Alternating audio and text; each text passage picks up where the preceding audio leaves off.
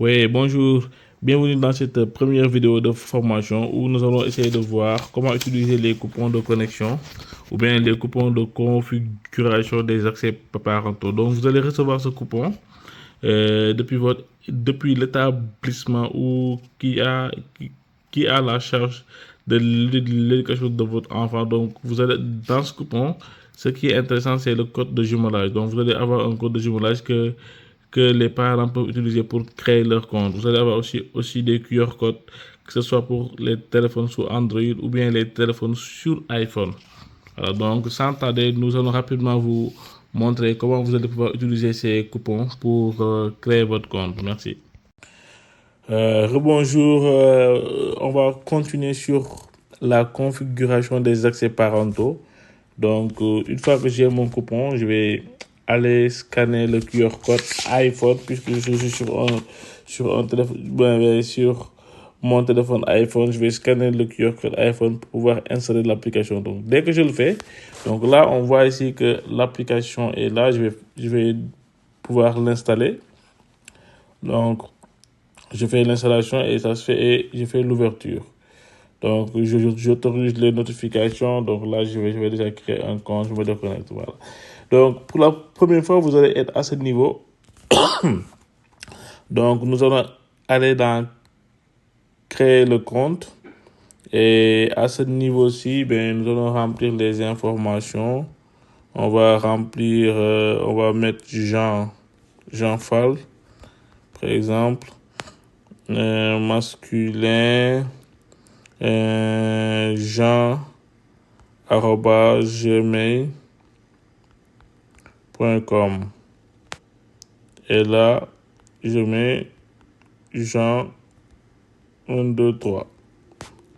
Et là, maintenant, à ce niveau-ci, il faut que je saisisse le code de jumelage qui figure sur mon coupon.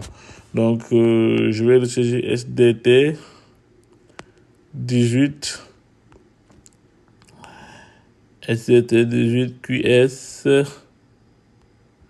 QS B, V et C. Si je veux, je peux mettre mon téléphone. Sinon, par exemple, là, je peux mettre mon téléphone. Bon, je ne veux pas tomber sur un nouveau téléphone existant. Voilà, donc je peux mettre mon téléphone. Et après, je clique sur créer compte. Donc, dès que c'est fait, donc là, on va voir que mon compte a été créé. Je peux aller maintenant me connecter. Donc, j'avais mis comme email jean@gmail.com. Et ici, j'avais mis Jean 1, 2, 3. Ici, il y a une option pour pouvoir visualiser votre mot de passe. Donc, vous pouvez le faire à tout moment. Donc là, je clique et puis là, je me connecte. Donc ici, on va avoir la page d'accueil où il y a la présentation de l'école, le journal d'école qui est là. Je peux défiler pour voir l'actualité au sein de l'école. Je peux aller à ce niveau-là pour voir mes conversations avec l'établissement. Je peux même créer une conversation. Je vais dire bonjour.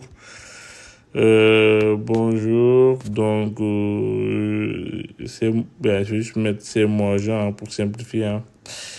C'est moi, Jean. Voilà. Démarrer la conversation. Donc, le message a été envoyé. Après, dès que ça va être reçu, on l'aura à ce niveau-ci. Donc là, je peux aller en temps pour aller voir les emplois du temps de mon enfant. Donc, je peux voir ici, par exemple, ici, le lundi, 8h, 9h, ensuite 10h, 11h, ainsi de suite.